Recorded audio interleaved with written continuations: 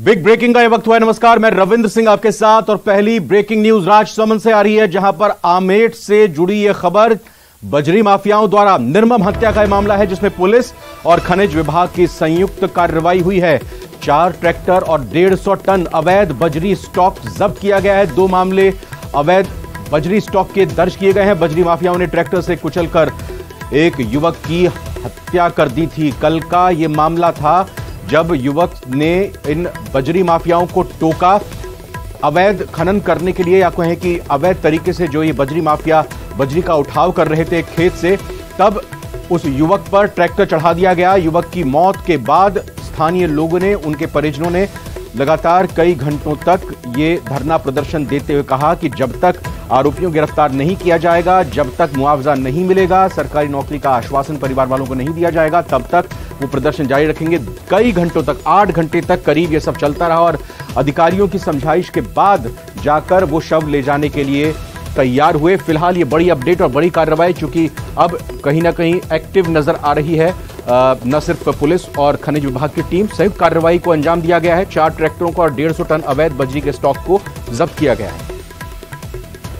बाकायदा 2 मामले अवैध बजरी स्टॉक के दर्ज किए गए हैं और बजरी माफियाओं ने ट्रैक्टर से कुचलकर, आपको बता दें कि हत्या कर दी थी एक युवक की, और उस हत्या के बाद काफी स्थानीय लोगों में आक्रोश देखने को मिल रहा था। लगातार लंबे समय से आमेठ में इस तरह से ये कार्रवाई की जा रही थी। आप इन एक्सक्लूसिव तस्वीरों को देख सकते हैं। आपको बता दें कि ये जिस तरीके से कल विरोध प्रदर्शन किया गया था स्थानीय लोगों की तरफ से, वो ये तस्वीरें हैं कल की। अलकेश सनाढे हमारे साथ जुड़ चुके हैं और बात इनसे करेंगे। अलकेश, जो ये गिरफ्तारी हुई है, जो ये जब्ती हुई है, क्या ये वही माफिया हैं जिन्होंने कल युवक की हत्या की थी? जी, मैं आपको बता दूं तो कल जो मनीष पालीवाल की हत्या के बाद जब परिजनों और पुलिस प्रशासन के बीच में जो वार्ता हुई थी, तो उस वार्ता के दौरान जो स्थानीय लोग जो प्रदर्शनकारी थे, उन्होंने ये आरोप लगाया था कि इलाके में धड़ल्ले से कई जगह अवैध बजरी का खनन हो रहा है और बजरी का स्टॉक किया हुआ है। तो ऐसे में बजरी माफियाओं पर अगर अंकुश लगाना है तो सबसे पहले बजरी का स्टॉक और उनकी कमर तोड़नी होगी। तो तत्काल उसी समय प्रदर्शनकारियों के बीच ही जिला पुलिस अधीक्षक जो है सुधीर जोशी, उन्होंने ये लोगों को आश्वस्त किया था कि अभी हमने टीमें, आपकी बात कहे के अनुसार अभी से हमने टीमें भेज दिए और बजरी के स्टॉक और बजरी माफियाओं के ऊपर हमने कार्रवाई शुरू कर दी है।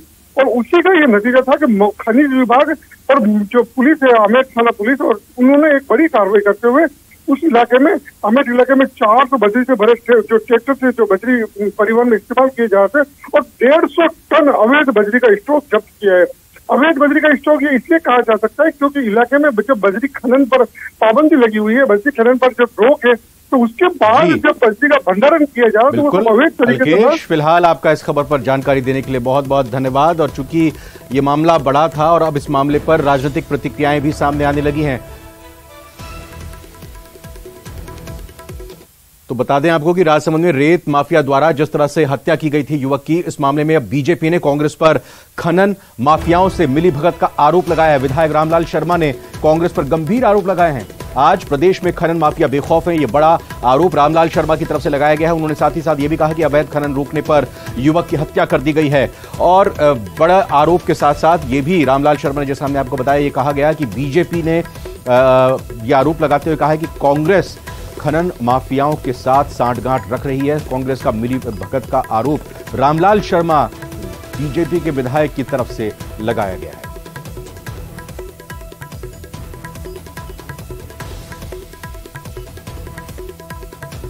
तो आपको बता दें कि एक तरफ प्रशासन की और पुलिस की कार्रवाई हुई है, खनन विभाग की कार्रवाई हुई है राजसमंद में, और दूसरी तरफ यहां रामलाल शर्मा ने एक बड़ा बयान देते हुए कहा है कि खनन माफियाओं के साथ सांठगांठ है, मिलीभगत है, गठजोड़ है कांग्रेस का। यह आरोप रामलाल शर्मा ने, बड़ा आरोप कांग्रेस के ऊपर लगाते हुए कहा है कि कांग्रेस की ही मिलीभगत की वजह से ये माफियाओं, खनन माफिया हो या बजरी माफिया हो, वो उनके हौसले लगातार बुलंद होते जा रहे हैं। सचिन शर्मा से बात करेंगे, जयपुर संवाददाता हमारे साथ जुड़ चुके हैं। सचिन, इससे पहले राजसमंद में हमने अपने सहयोगी से बात की, एक अपडेट ये निकलकर सामने आई कि खनन विभाग और पुलिस ने कार्रवाई करते हुए काफी जब्ती की है, गिरफ्तारी की है, और दूसरी तरफ अब बीजेपी ने बड़े गंभीर आरोप लगा दिए हैं कांग्रेस पर कि ये तो सब कुछ आपकी शह पर हो रहा है।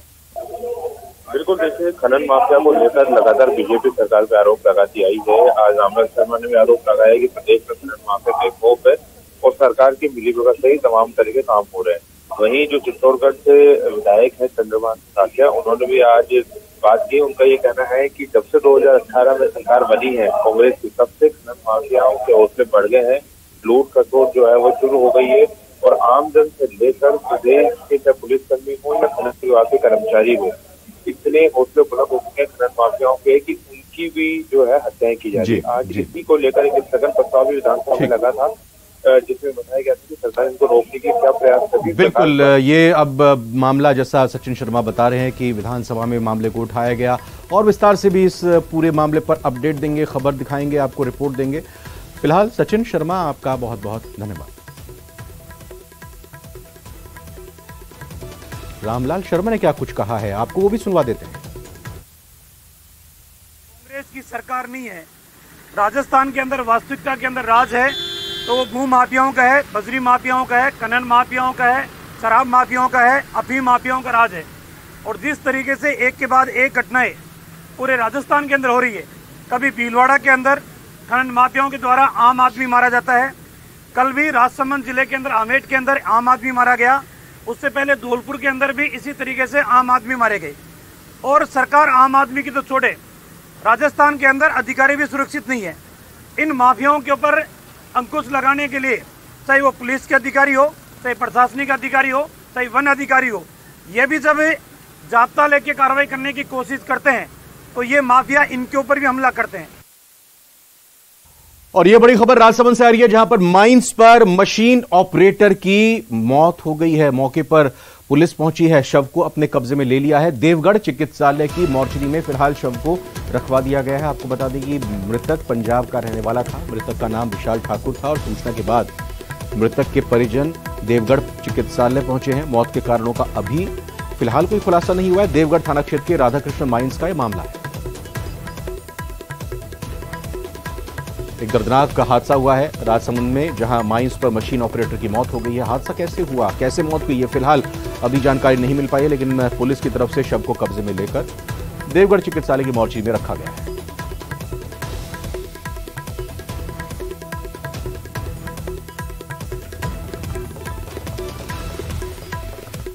बड़ी खबर आ रही है, बता दें आपको, जयपुर से आ रही है खबर, जहां पर एबीवीपी का हल्ला बोल प्रदर्शन देखने को मिला है। एबीवीपी के कार्यकर्ताओं ने थाने का घेराव किया है, गांधीनगर थाने का घेराव किया है।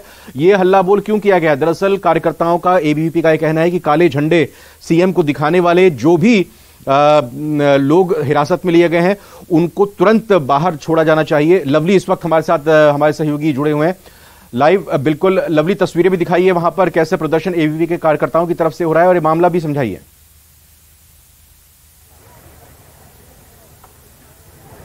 देखिए रविंद्र, मैं आपको बताना चाहूंगा, ये गांधीनगर थाना है जो कि यूनिवर्सिटी इलाके के अंदर लगने वाला थाना है।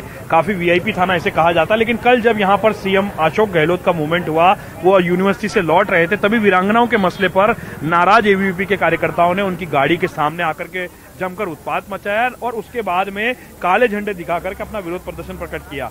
बताया जा रहा है कि जो कार्यकर्ता कल गिरफ्तार किए गए थे उन्हें क्यों नहीं छोड़ा गया है। इसके अलावा मारपीट के आरोप जो है वो भी ये छात्र लगा रहे। ये एबीवीपी के तमाम कार्यकर्ता हैं जो पिछले 10 से 15 मिनटों से गांधीनगर थाने के मुख्य द्वार पर बैठे हैं। जयपुर कमिश्नरेट का काफी अहम थाना ये माना जाता है, जहां पर ये तमाम यूनिवर्सिटी से जुड़े जो छात्र हैं, ये तमाम जो पदाधिकारी हैं, वो यहाँ पर धरना दे रहे हैं। इनके जो राष्ट्रीय मंत्री हैं वो यहाँ पर मौजूद हैं, वो भी यहाँ पर धरना दे रहे हैं। और धरना देते हुए तमाम लोग जो हैं ये मांग कर रहे हैं कि इनको, इनके साथ जो कार्यकर्ता हैं उन्हें हटा दिया, उन्हें जो है बरी किया जाए, उन्हें छोड़ दिया जाए। आप बताइए क्या मांग लेकर के आप आए हैं? हमारे 6 कार्यकर्ताओं को गिरफ्तार कर लिया गया है, उसके रिहाई की मांग को लेकर आए हैं। और वीरांगनाओं के सामने जिस प्रकार से पुलिस प्रशासन गुंडागर्दी कर रही है उनको सस्पेंड किया जाना चाहिए। और वीरांगनाओं को जो वीरों की भर्ती है, मतलब वीरों की जो अपने यहाँ पर धरती है, तो उनको मतलब मान सम्मान दिया चाहिए। अच्छा, आप बताइए क्या लग रहा है, पुलिस क्या कह रही है आपको? ये इस तरह से थाने का घेराव करने से क्या वो छूट जाएंगे?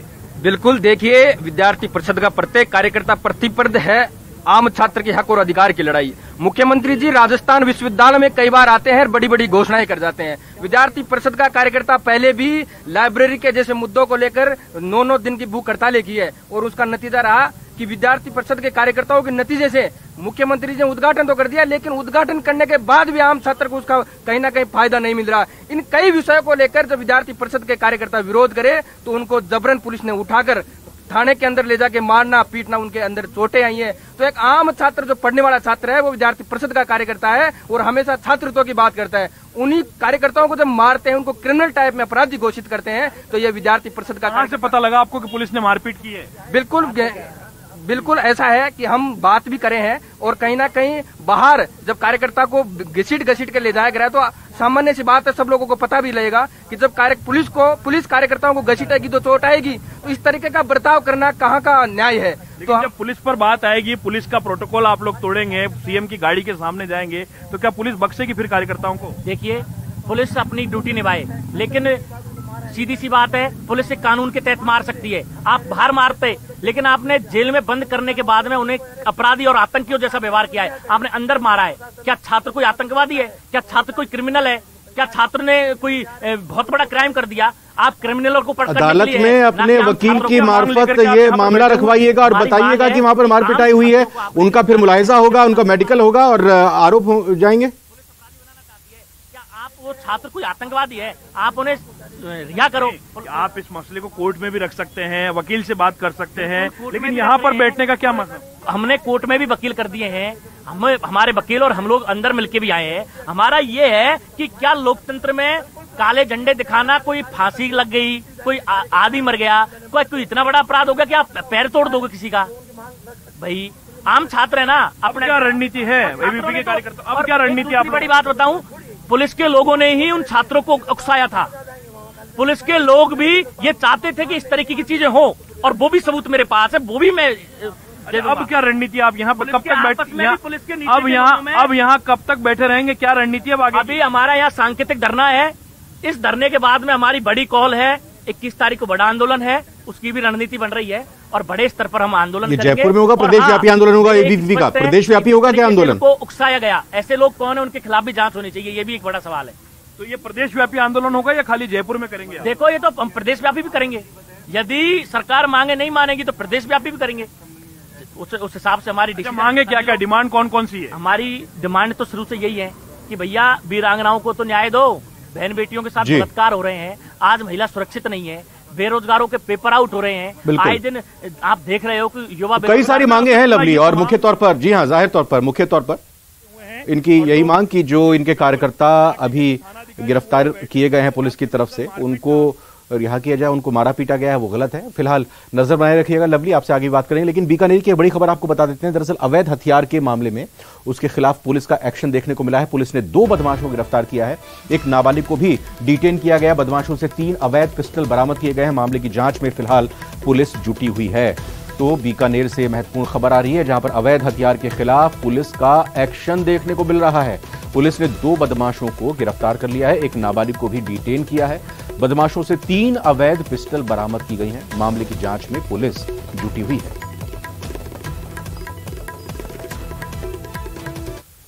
और अब बात चूरू की करते हैं, जहां पर तारानगर में एक युवक को पहले तो मारा पीटा गया, फिर उसको किडनैप कर लिया, उसका अपहरण कर लिया गया और उसके बाद परिवार वालों से 2 लाख रुपए की फिरौती मांगी गई और वसूली भी गई। मामला पुलिस थाने में दर्ज है। दरअसल 10 मार्च को एक कार में सवार होकर कुछ बदमाश पहुंचे, फिर युवक जुबैर को घर के बाहर नीम के पेड़ के नीचे बुलाया, उसके साथ मारपीट करने लगे और कार में किडनैप करके ले गए। जुबैर के घर वालों से 2 लाख रुपए की डिमांड की गई, फिरौती की रकम की मांग की गई। जब घर वालों ने पैसे नहीं भेजे तो बदमाशों ने जुबैर को पीटा और पिटाई का वीडियो भी बना लिया और फिर जुबैर के परिजनों ने बदमाशों के अकाउंट में 30,000 रुपए ट्रांसफर किए, लेकिन बदमाशों का टॉर्चर जारी रहा। फिर जब परिजनों ने बाकी 1,70,000 रुपए दिए, तब जाकर युवक को बदमाशों ने छोड़ा। फिलहाल पुलिस पूरे मामले की जांच में जुटी है। Police station. आपका बेटा है यूसुफ? हाँ, मेरा बेटा है यूसुफ का बेटा जुबैर है, मोहम्मद जुबैर। उम्र कितनी है जुबैर की? उम्र होगी साहब 28 साल के करीब। क्या इनके साथ इनका पहले भी परिचय था या अनजान है ये जिन्होंने ये घटना की है? ये अनजान ही है मेरे समझ में। पहले आपके सामने ऐसा कुछ नहीं हुआ? मैं इनको शक्ल से नहीं जानता इनको। इनका आपके यहाँ फोन भी आया था क्या? मेरे पास कोई फोन नहीं है। आपकी पत्नी के पास? हाँ, मेरी पत्नी के पास उनकी बात हुई थी। वो कितना बताया का बोर सिंह का फोन आया मेरे को, आपका बेटा जुबैर उल्ला कर लिया, अम्मी सागर से बात करो। जब सागर बात करे आपका जुबैर ने हमारे पैसे लेकर बोला खा गया। भरतपुर से बड़ी खबर है, जहां छेड़खानी करने पर मनचले की जमकर पिटाई कर दी गई। बीच सड़क पर महिला ने युवक को जमकर पीटा है। महिला की मारपीट के बाद मौके से युवक फरार हो गया है। मनचले की पिटाई का वीडियो तेजी से वायरल हो रहा है। तस्वीर में आप देख सकते हैं, लोगों ने घेरा हुआ है इस मनचले को। महिला भी वहां पर अपनी आप बीती सुना रही है और इसके साथ ही महिला का गुस्सा चरम पर पहुंच जाता है और फिर थप्पड़ों की बरसात इस युवक पर कर देती है और थप्पड़ों और लात के साथ ये महिला इस मनचले की अच्छी खबर ले लेती हैं।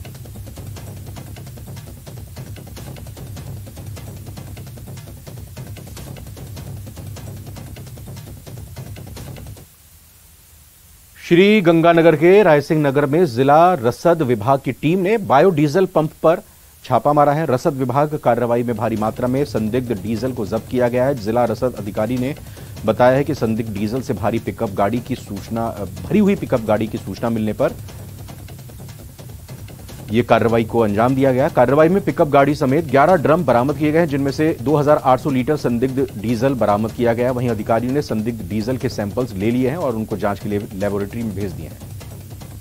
तब इसमें से शिकायत मिल रही थी कि 9 PS के आसपास है ना, कुछ लोग पिकअप में डीजल सप्लाई करते हैं। तो आज एक बायोडीजल का पंप है, इस पे हम पहुंचे थे तो एक पास में नोरा है, उसके अंदर एक पिकअप खाली हो रही थी, जिसमें कुल 11 ड्रम लेके आया था कोई बंदा कैंचियात से, जिसमें से 2037 लीटर तो हमने अभी टैंक में देखा है और 4 ड्रम अभी भी पिकअप के अंदर पड़े हैं। तो हमने मौके पर इनको सीज किया है और जो विधिवत कार्रवाई करनी है, सैंपलिंग वगैरह करनी है, जो हमारी टीम ने। और अब बात पोस्टर पॉलिटिक्स की करते हैं। दरअसल बीजेपी का कल कांग्रेस के खिलाफ हल्ला बोल का कार्यक्रम है भरतपुर में। इसको लेकर तैयारियां चरम पर हैं। बेरोजगारी, महंगाई, पेपर लीक समेत वीरांगनाओं के मुद्दे को लेकर कांग्रेस के खिलाफ प्रदर्शन होगा और कलेक्ट्रेट का घेराव का कार्यक्रम है। लेकिन प्रदर्शन से पहले ही बीजेपी के अंदर पोस्टर पॉलिटिक्स देखने को मिल रही है। बीजेपी नेताओं के पोस्टरों से पूर्व मुख्यमंत्री वसुंधरा राजे की फोटो गायब है और तो और प्रदेश महामंत्री भजनलाल शर्मा और सांसद रंजीता कोली का भी फोटो गायब है। इतना ही नहीं, कई नेताओं के पोस्टरों से तो केंद्रीय नेता भी गायब नजर आए। सिर्फ लगा था तो बस प्रदेश अध्यक्ष सतीश पूनिया की फोटो। ऐसे में अब चर्चा जोरों पर है कि कल बीजेपी प्रदर्शन तो करेगी, लेकिन उसके पहले ही पार्टी के अंदर गुटबाजी देखने को मिल रही है।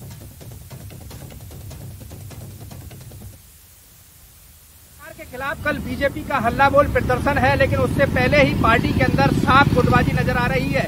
बैनरों से कहीं पूर्व मुख्यमंत्री वसुंधरा राजे का फोटो गायब है तो कहीं कहीं सांसद का भी फोटो नजर नहीं आया। कई बीजेपी नेताओं के बैनरों से तो केंद्रीय जो नेता हैं वो भी गायब नजर आ रहे हैं। सिर्फ सतीश पूनिया के अलावा एक भी फोटो नहीं दिखा है। ऐसे में अब चर्चा जोरों पर है कि पार्टी कल प्रदर्शन तो कर रही है, लेकिन उससे पहले गुटबाजी जो है वो साफ नजर आ रही है और इस गुटबाजी को लेकर के बीजेपी का कोई भी नेता बयान देने के लिए तैयार नहीं है। जिला प्रमुख के जो बैनर हैं उनसे पूर्व मुख्यमंत्री वसुंधरा राजे का फोटो जो है वो गायब नजर आ रहा है और अन्य जो बीजेपी नेता हैं उनमें कई जो नेताओं के जो बैनर हैं उनमें सांसद रंजीता कोली सहित केंद्रीय जो नेता हैं, चाहे वो नरेंद्र मोदी हो, चाहे अमित शाह हो, चाहे जेपी नड्डा हो, उनके भी फोटो जो है वो नहीं है। उनमें सिर्फ कई बैनरों में लगा है सतीश पूनिया का फोटो। और ऐसे में अब लगातार पार्टी की जो गुटबाजी है उसकी चर्चा चारों तरफ हो रही है। कैमरा पर्सन मनीष के साथ दीपक पुरी, न्यूज 18। सुजानगढ़ के गांव टांडा के 3 युवकों और मलसीसर गांव के एक युवक की यूपी के आगरा लखनऊ एक्सप्रेसवे स्थित नरसीपुर के पास सड़क हादसे में मौत हो गई है। चारों युवकों के शव आज पैतृक गांव टांडा और मलसीसर पहुंचेंगे। वहीं कल दोपहर से दोनों गांवों में सन्नाटा पसरा हुआ है और दुख का माहौल है। जानकारी के मुताबिक क्रूजर सड़क किनारे खड़ी हुई थी, जिसको पीछे से एक कार ने टक्कर मार दी, जिससे क्रूजर में बैठे हुए 4 लोगों की मौत हो गई। साथ ही दिल्ली के रहने वाली एक महिला की भी जान चली गई। वहीं हादसे में 9 लोग गंभीर रूप से घायल हो गए। बताया जा रहा है कि सुजानगढ़ के चारों मृतक एक ही परिवार के थे और शादी में शामिल होकर वापस राजस्थान लौट रहे थे, लेकिन हादसे के चलते परिवार में शादी की खुशियां मातम में बदल गई।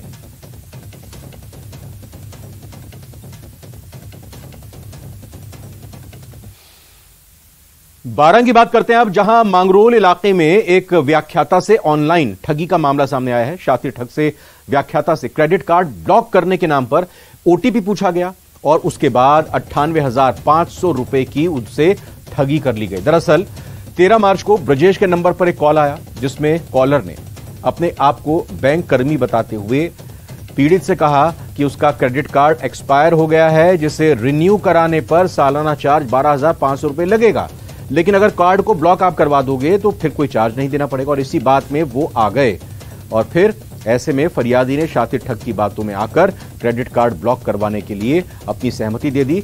ठग ने ओटीपी पूछा। पहले ट्रांजैक्शन पर 90,000 रुपए निकाल लिए, दूसरे ट्रांजैक्शन 5,000 रुपए की ठगी कर ली और उसके बाद तीसरा ट्रांजैक्शन भी किया। इसमें 350 रुपए का चूना लगा दिया।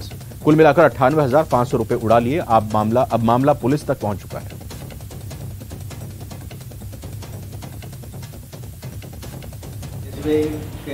कर्मचारी नाम से कॉल आया था, उन्होंने मेरा कार्ड ब्लॉक करने के लिए ओटीपी मांगा और ओटीपी के उसमें मेरे अकाउंट से क्रेडिट कार्ड से 98,500 रुपये निकाल ली गई। अच्छा, कितने बार में निकालेंगे उन्होंने पैसे? 3 बार में निकालेंगे, पहले 90,000 फिर 5,000 फिर 3,500 रुपये। अच्छा, आप एक हो गया था ऐसा कुछ? मोबाइल हैक हो गया मेरा, पूरी तरह से मोबाइल काम नहीं कर रहा है। कौन सा ऐप डाउनलोड करवाया था? मेरे से एनीडेस्क डाउनलोड ऐप करवाया था। और अब बात करौली की करते हैं, जहां पर सड़क निर्माण का काम कछुआ चाल से हो रहा है। दरअसल पिछले बजट में हिंडौन रेलवे ओवरब्रिज से कोतवाली थाने तक 19 करोड़ रुपए की सीमेंट सड़क निर्माण की घोषणा की गई थी, लेकिन अभी तक इस सड़क का 25% काम भी नहीं हो पाया है। दरअसल पीडब्ल्यूडी ने टेंडर जारी करके जयपुर के एक निजी कंपनी को सड़क निर्माण का काम सौंपा। हालांकि जिला कलेक्टर भी 10 महीने की डेडलाइन तक सड़क के काम को पूरा नहीं होने पर नाराजगी जाहिर कर चुके थे, लेकिन बावजूद इसके अभी तक सड़क निर्माण का काम अधूरा पड़ा है। आधी से ज्यादा समय अवधि में 25% भी काम पूरा नहीं हो पाया है। सड़क निर्माण रोज लगता है, इसके कारण जाम और जनता परेशान हो रही है। वही है, 2 दिन काम होता है फिर बंद हो जाता है, 3 दिन काम होता है बंद हो जाता है। इसको पूरे जिले की जनता इससे परेशान है। जिला करौली में राज्य सड़क निधि योजना द्वारा वित्त पोषित हिंडौन सिटी में सीसी सड़क का निर्माण कार्य होना है। यह निर्माण कार्य रेलवे ओवरब्रिज हिंडौन सिटी से पुलिस थाना हिंडौन सिटी तक होना है, लेकिन अभी तक मापदंडों के हिसाब से निर्माण कार्य उतना नहीं हुआ है। अलवर की बात करते हैं अभी, जहां अकबरपुर थाना इलाके में एक 17 साल की नाबालिग से गैंगरेप का मामला सामने आया है। दरअसल पीड़िता अपने घर से डॉक्टर के पास दवाई लेने के लिए जा रही थी, तभी गांव की पुरानी हवेली में पहले से घात लगाए 2 युवकों ने उसे पकड़ लिया और फिर हवेली में ले जाकर गैंगरेप की वारदात को अंजाम दिया। नाबालिग के चिल्लाने पर दोनों आरोपी मौके से फरार हो गए। घर पहुंचने पर पीड़िता ने इसकी सूचना परिवार वालों को दी और उसके बाद थाने जाकर मामला दर्ज करवाया। फिलहाल पुलिस पूरे मामले की जांच कर रही है। 17 वर्षीय बालिका का थाना अगरोह क्षेत्र में उसके साथ में 2 लड़कों ने बलात्कार किया है और हमने FIR दर्ज कर ली है। तो लड़की के बयान दे दिए पीड़िता के, और बाकी आगे माननीय न्यायालय में बयान करवाए जाएंगे। उसके बाद में अनुसंधान में जो स्थिति आती है उसके अनुसार कार्रवाई करेंगे। उदयपुर से दिल दहला देने वाली खबर एक सामने आई है, जहां पर एक रोडवेज की बस ने महिला को पहले तो कुचल दिया। इस हादसे में महिला की मौके पर ही मौत हो गई, दर्दनाक मौत हो गई। उसके बाद घटना बताई जा रहा है कि साइफन चौराहे के पास की है। ये जो जानकारी मिल रही है वो ये है कि महिला को बस ने करीब 50 फीट तक घसीटा और हादसे के बाद मौके से बस चालक बस लेकर फरार हो गया। दरअसल महिला शीतला अष्टमी की पूजा करने जा रही थी। मृतक महिला की बेटी उसके पीछे ही थी। मौके पर मौजूद लोगों की सूचना पर अंबा माता थाना पुलिस मौके पर पहुंची। महिला के शव को मोर्चरी में रखवाया गया है। साथ ही रोडवेज के चालक के खिलाफ मामला दर्ज कर लिया गया है।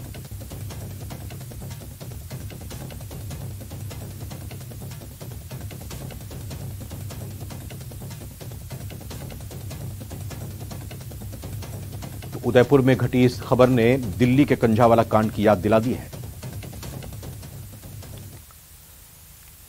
यह खबर जैसलमेर की है, जहां रामगढ़ में लाइमस्टोन की ढुलाई में लगे एक ट्रक में आग लग गई। भयंकर आग में ट्रक जलकर राख हो गया। खदानों के बीच ट्रक में अचानक आग लग गई।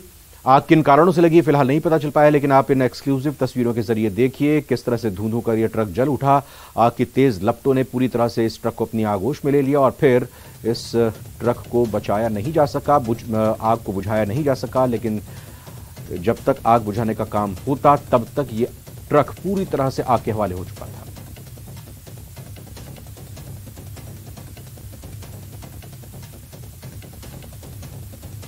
तो इन तस्वीरों के जरिए आप देख सकते हैं कि कैसे इस ट्रक में आग लगी और ये पूरी तरह से जलकर राख हो गया। बिग ब्रेकिंग के इस बुलेटिन में फिलहाल इतना ही। आप देखते रहिए न्यूज़ 18 राजस्थान। एक ब्रेक का वक्त हुआ है।